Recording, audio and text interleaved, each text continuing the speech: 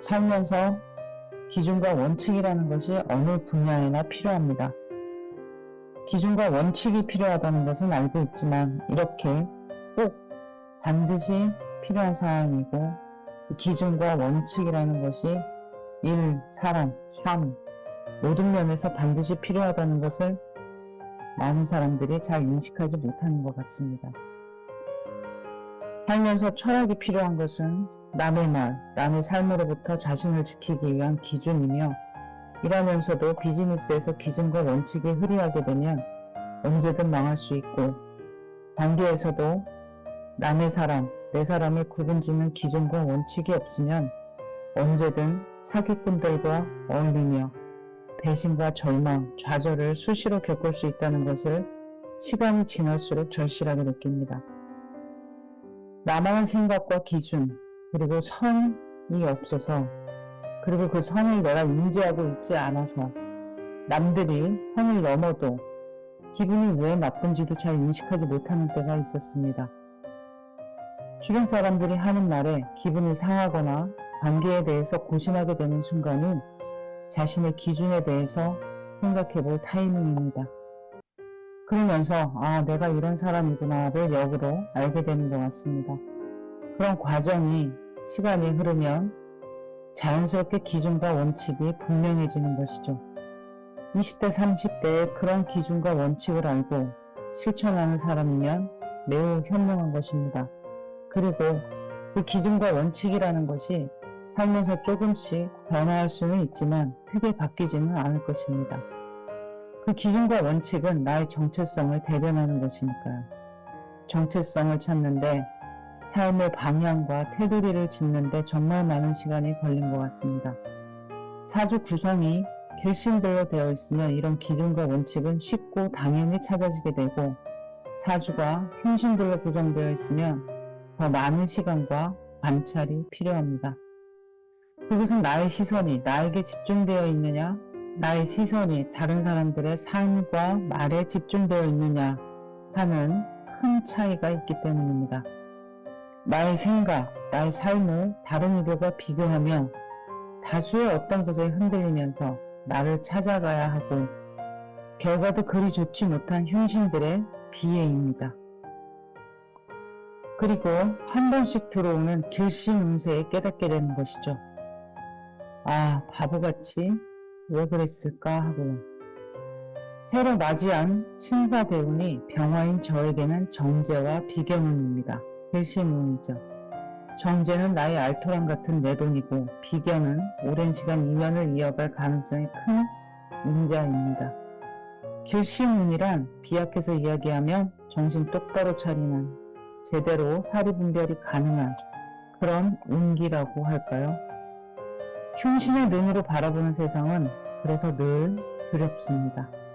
왜곡과 굴절, 옳지 못한 판단력, 사리분별의 부재, 시기와 질투, 낭비와 사치, 투자가 아닌 투기가 벌어지기 쉬운 그런 세월들이기 때문입니다. 저의 작은 깨달음을 여러분과 공유하고 있습니다. 여러분의 소소한 응원을 부탁드립니다.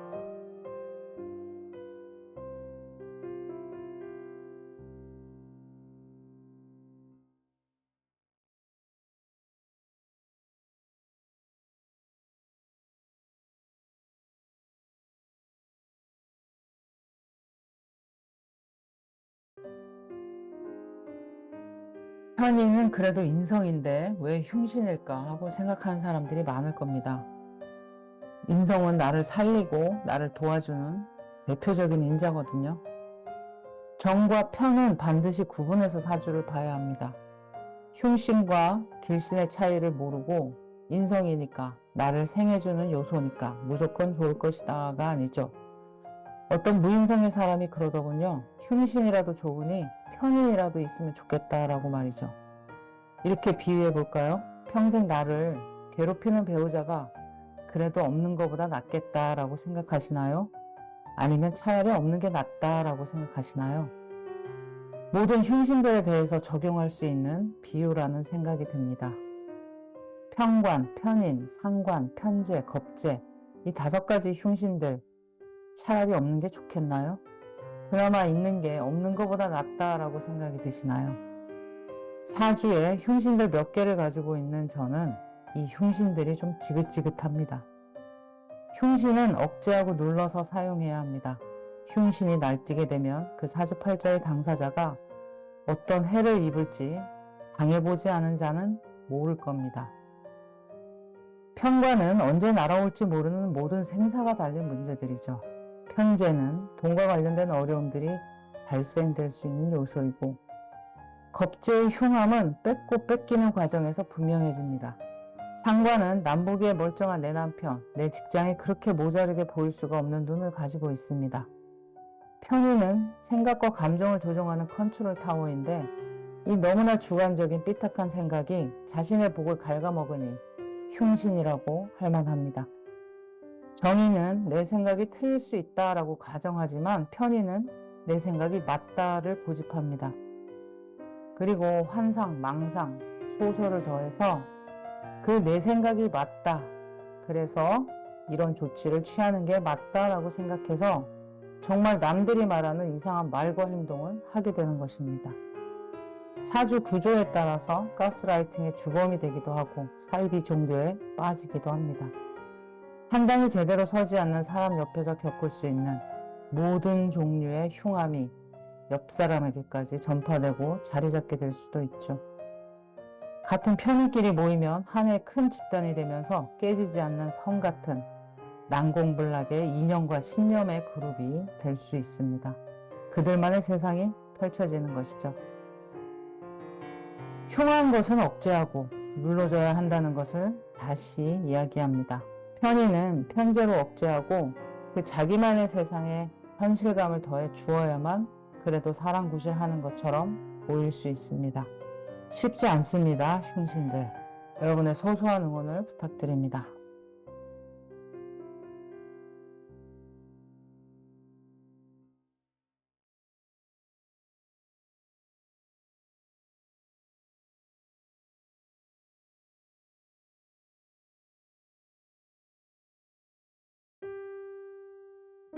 병화에게 갑진년은 편인과 식신입니다. 편인스러운 일과 사람, 식신은 일과 관련된 것들이 펼쳐지는 한 해인 것이죠. 모든 팔자는 장단점이 있습니다. 장점을 살려서 사는 인생을 살면 되는 것이고요. 편인은 창의적이고 남들이 생각하지 못하는 것들을 깊게 생각하고 기발하다, 창의적이다, 독특하다라는 평이 들을 수도 있는 인자이기도 합니다.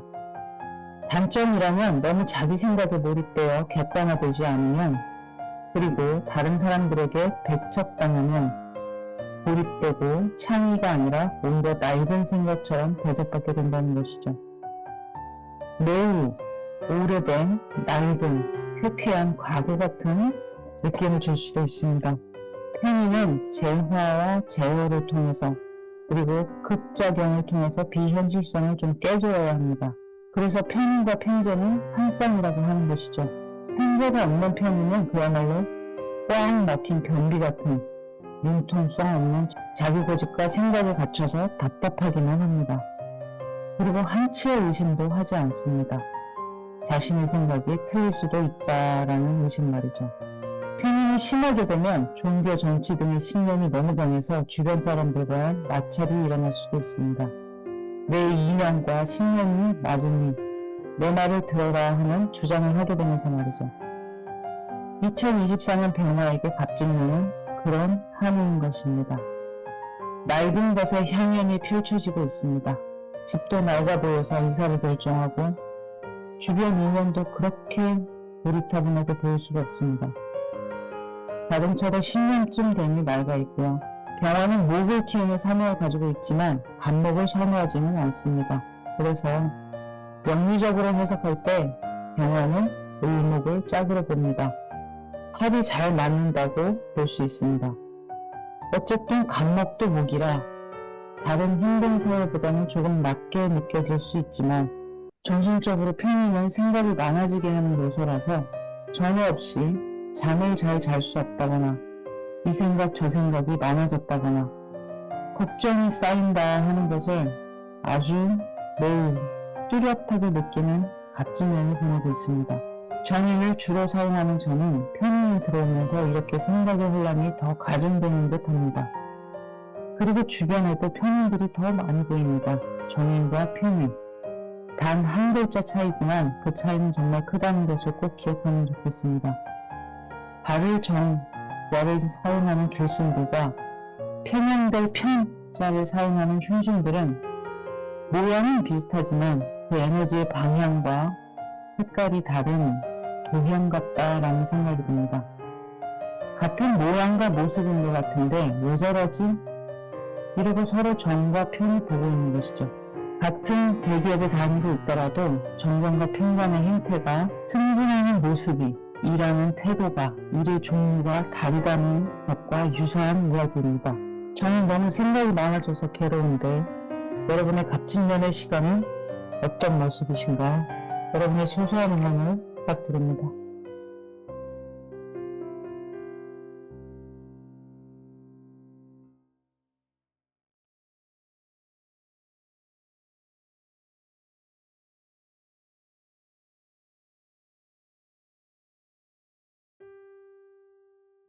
아주 오래전의 이야기입니다. 어느 날 먼 친척이 찾아와서 결혼한 30대 중반의 딸이 엄마인 자신과 얘기도 안 하고 등 돌리고 산다라고 하소연을 합니다. 옆에서 듣고 있던 제가 엄마한테 뭔가 섭섭한 게 많지 않을까요? 대화를 해보세요 라고 했더니 버럭 화를 내면서 내가 지한테 최선을 다했는데 내가 뭘 잘못했다고 라는 말을 합니다. 그 먼 친척분은 자신이 잘못한 게 하나도 없는데 왜 그런지 모르겠다라는 태도였던 것이죠. 부모 자식 간에 사이가 좋지 않거나 요즘 TV에 나오는 아버지와 아들의 갈등처럼 얼굴 마주하기도 힘든 가정이 많이 있을 것입니다. 세대 간의 화법 차이, 세대 간의 가치관 차이, 내가 모르는 부모의 세월, 내가 모르는 아들과 딸의 고민, 이런 것들이 켜켜이 쌓이고 쌓여서 커다란 벽을 만들어 버렸겠죠. 대화란 이렇게 중요한 것입니다. 평소에 작고 소소한 시덥지 않은 농담 같은 대화 속에서 그 사람의 생각과 고민과 희망을 알게 되고 그것을 알아가는 과정이 진정한 관계라는 생각이 듭니다. 매일 마주보는 가족 간의 대화가 단절되다 보니까 남보다 못한 사이가 되고 그것을 더 뛰어넘어 이해받지 못하는 것에 대해서 자식이라는 것들이 부모 마음도 모르고 혹은 부모라는 사람들이 감싸주지도 못하고 하는 원망과 미움과 애증만이 가득 차게 되는 결론을 맞이하게 될 수도 있죠. 부모들에게는 미안한 말이지만 이런 갈등이 생긴 집안이라면 부모가 먼저 다가가 자식의 말을 들어줘야 합니다. 물이 절대 아래서 위로 흐르지 않듯이 윗사람이 아랫사람에게 손을 먼저 내밀고 그 상처받고 생긴 속살을 어루만져줘야 합니다. 물론 먼저 포용하는 자식도 있습니다. 명리에서 인성을 중요하게 쓰는 사람이라면 부모를 가여이 여기고 자기 할 일을 하며 부모에게 최대한 짐을 덜어주려고 애쓰며 살 것입니다. 더 나아가 부모를 끌어안고 그 상처 많은 세월에 약을 발라주려고도 할 것입니다. 인성은 참고 인내하고 기다리고 받아들이는 성분이기 때문에 그렇습니다. 효자라는 소리를 듣는 것도 이 인성이 있기 때문입니다. 하지만 그건 인성을 쓰는 자식의 경우인 것이고요. 부모 자식 간의 갈등이 있고 아버지 혹은 엄마가 자식을 강압적으로 대한다거나 아니면 자식이 아버지 엄마를 부모 취급하지 않고 무시한다거나 하면 사주팔자 구성이 극과 충의 관계일 가능성이 매우 큽니다. 은근하지만 깊은 미움이, 괜히 싫은 마음이 자식이고 부모지만 가까이 하고 싶은 마음이 안 든다면 원진과 귀문의 관계일 수도 있습니다. 정면으로 부딪히는 극과 충이냐, 은근히 싫어하며 따돌리는 원진이냐, 이런 차이죠. 남의 집 가정 사이지만 배우 집안의 아들과 아버지의 갈등과 가족들 사이에서 소외받는 아들의 외로움이 절절하게 다가옵니다. 어린 시절 받은 상처가 치유되지 않은 상태에서 그대로 몸만 자라고 나이가 들어버렸는데 그런 아들의 마음도 들여다볼 줄 모르는 주변 사람들이 참 안타깝네요. 부모는 어찌됐든 어른입니다. 아이는 마땅히 보호받고 이해돼야 하는 존재이고요. 부모가 내 입장도 생각해 봤으면 좋겠다라고 이야기하는 것은 어릴 때 충분한 사랑과 진정한 관심과 신뢰, 그리고 행복한 추억이 있는 상태에서나 가능한 이야기이고요. 어릴 때 그런 것들이 없는 환경에서 자란 몸만 큰 자식에게 그런 부모의 입장을 생각해주면 좋겠다라는 이야기는 답이 없는 문제지 같이 보입니다.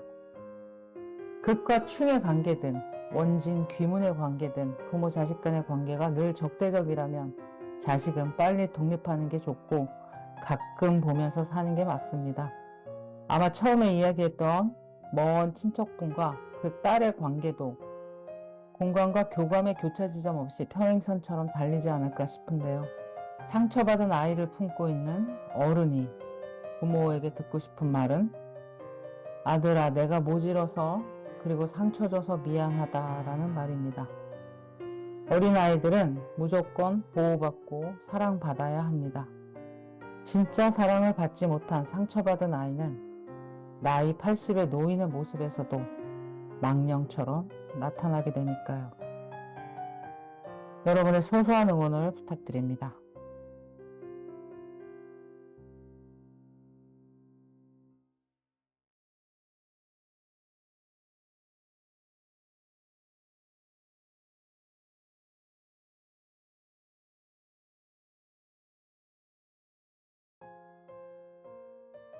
누구에게도 기대지 않을 때 강해집니다.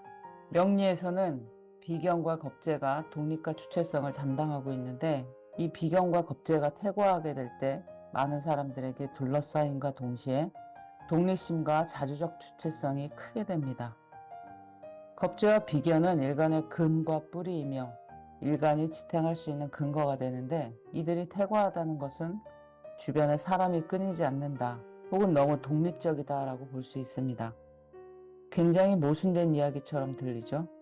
사람이 주변에 많은데 주체적이고 독립적이란 말이요. 서로 의지하고 기대고 그러는 한편 내 뜻, 내 길, 내 방식이 확고하게 정립되어 있는 그런 삶을 주변에서 보신 적이 있나요? 비견이 있으면 어울려서 사부작사부작 하기를 좋아합니다. 겁재가 있으면 익숙하지 않은 낯선 사람들을 만나거나 접촉할 기회가 많은 것이고요. 따라서 비견은 동업이 쉽게 가능하겠죠? 겁재로 동업하는 것은 아닙니다. 겁재는 비견보다 훨씬 강한 독립적 사고체계라서 동업과 어울리지 않고 사주 구조에 따라서 오히려 배신과 배반이 난무할 가능성이 매우 크게 됩니다. 겁재가 좋은 역할을 하는 경우는 따로 있습니다. 혼자 있어도 강한 사람들이 있죠. 이렇게 비겁이 힘을 가진 사주 구조들이 그렇습니다. 사람들과 어울려서 뭔가를 해낼 수도 있지만 이런 비견과 겁재가 주요하게 작용하는 자들은 개인적인 능력이 굉장히 돋보이고 출중해서 오히려 다른 사람들이 방해가 되는 프로페셔널한 사람들입니다. 양인이 대표적인 예입니다. 누가 끼어들면 오히려 방해라고 생각합니다. 가만히 놔두면 큰 성과를 거둘 수 있는 사람들인 것이죠. 이런 사람들은 누구에게 기대지 않을 때 성공과 성과를 거둘 가능성이 큰 사람들입니다. 그러니 주변에 누가 없다고 신세한탄하지 말고 자신이 잘하는 것에 집중해 보세요. 특히 관심 가는 분야에서 몰입과 집중도가 높기 때문에 오히려 혼자일 때 빛이 날 수 있습니다. 그것도 모르고 이 사람 저 사람 찾아다니다가 엉뚱한 사람 만나서 사기당하고 배반과 배신의 아이콘이 되지는 말자는 바람으로 적어봅니다. 여러분의 소소한 응원을 부탁드립니다.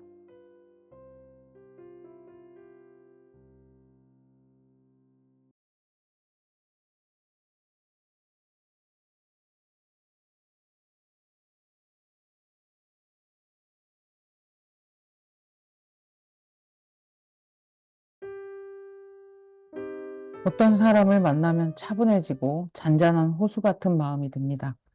말도 화법도 그렇고 심리적인 에너지 파장도 그렇습니다. 어떤 사람을 만나면 정신이 없습니다. 우선 말이 많고 들떠있고 뭔가를 해야 할 것 같은 일촉즉발의 행동을 보입니다. 또 어떤 사람은 말과 말이 부딪혀서 칼싸움을 하는 듯한 느낌입니다. 긴 칼을 들고 챙챙하며 싸운다기보다는 부딪히고 깨진다는 느낌입니다. 말과 언어라는 것은, 그리고 대화라는 것은 호흡이 맞아야 합니다. 바이브라고 해도 좋고 에너지라고 해도 맞습니다. 케미가 좋다 안 좋다라고도 합니다. 그런 에너지의 교류가 잘 일어나는지는 대화를 통해서 곧바로 알 수 있습니다. 사주에서 궁합 볼 필요 없을 정도로 단적으로 합이 들었는지 충이 들었는지는 단번에 알아차릴 수 있습니다. 자신의 생각과 느낌을 무시하지 마세요. 자신의 생각과 느낌을 믿고 따르지 않으면 어떤 것을 의지하면서 이 험한 세상을 살려고 합니까? 남들이 그건 너의 편견이야, 그건 너의 주관적 생각이지 하는 말에 신경 쓰지 마세요. 모두들 자기만의 편견과 주관으로 세상을 살아가고 있습니다. 나의 본능적 느낌과 나의 경험치가 이 세상을 살아가는데 가장 중요한 기준이 됩니다.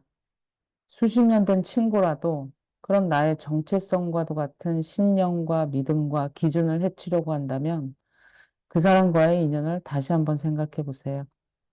나를 흔들어, 내 본질을 흔들어서 그들이 얻을 게 있어서 그런지 아니면 그냥 흘러가는 말인지 상관없습니다. 중요한 건 나 있는 그대로를 인정하지 않았다는 것입니다. 있는 그대로의 나와 맞는 사람을 찾아야 합니다. 그것이 인연이고 최고의 궁합입니다. 나를 억지로 끼워 맞추고 틀에 가두고 너의 생각은 틀렸어 라고 하는 사람과는 거리를 두고 안 보는 게 상책입니다.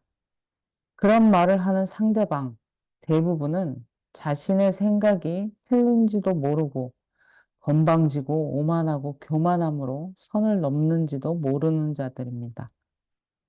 한 인생이 지금까지 살아오면서 겪은 경험치와 연륜은 그 어떤 것보다 소중한 가치 있는 것들입니다. 남한테 피해 안 주고 등쳐먹지 않고 생계를 유지하면서 밥벌이를 하면서 지금까지도 살아남았다는 것만으로도 여러분은 어마어마한 업적과 공적을 쌓은 것입니다. 더 이상 무엇을 안 해도 됩니다. 그냥 편안히 하루하루를 살기 위해서 이 좋은 세상에 만물이 빚어내는 빛을 보기 위해서 태어난 것이고 그렇게 일상을 사는 것만으로도 삶의 목적과 의미는 충분합니다. 여러분의 소소한 응원을 부탁드립니다.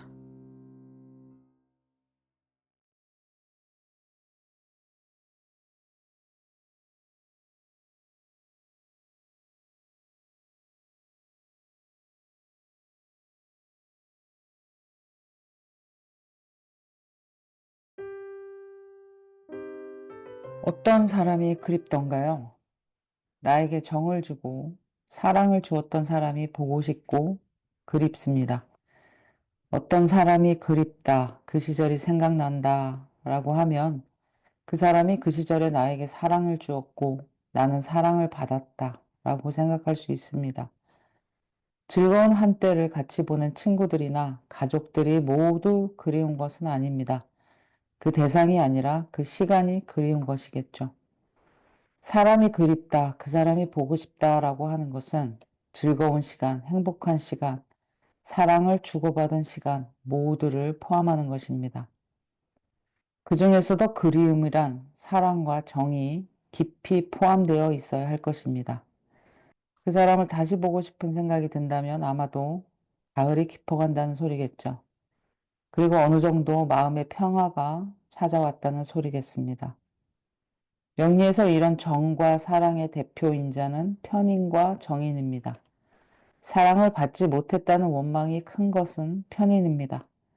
사랑을 적게 받았어도 사랑받았다고 인정하는 게 정인입니다.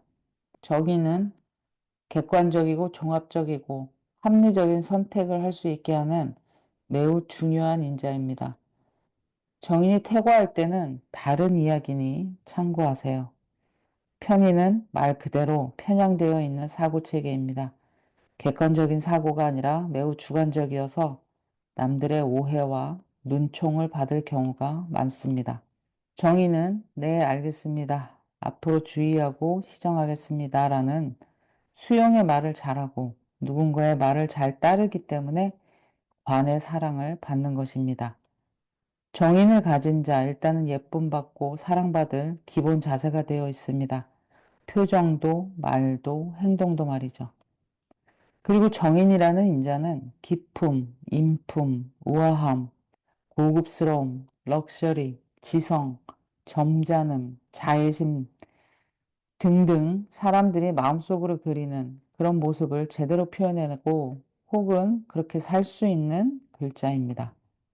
식상생자가 부의 글자라면 관인상생은 귀의 조합이라고 할 수 있습니다. 사람이 귀하다, 귀한 행동을 한다, 존경스럽다, 존중한다, 배울 점이 있고 귀 기울여 들을 말이 있다.